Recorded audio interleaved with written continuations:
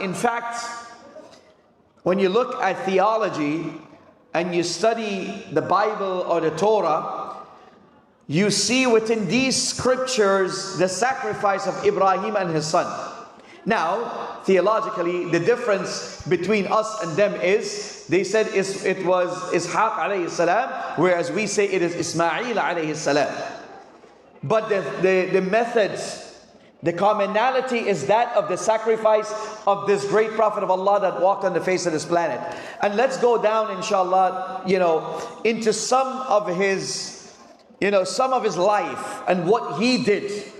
Because at a very early age, Allah subhanahu wa ta'ala reminded the Prophet sallallahu alaihi wasallam in Surah Al-Imran.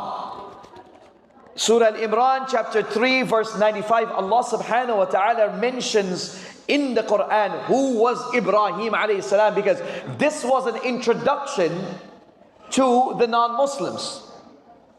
Because the Jews knew about Ibrahim alayhi salam and the Christians knew about Ibrahim alayhi salam.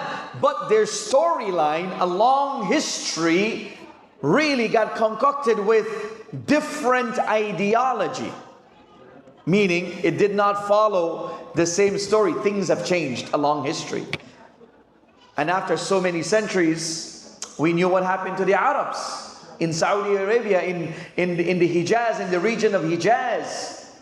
And we see during those days that after many centuries, because Ibrahim alayhi salam came to teach people what Tawheed, the oneness of Allah subhanahu wa ta'ala.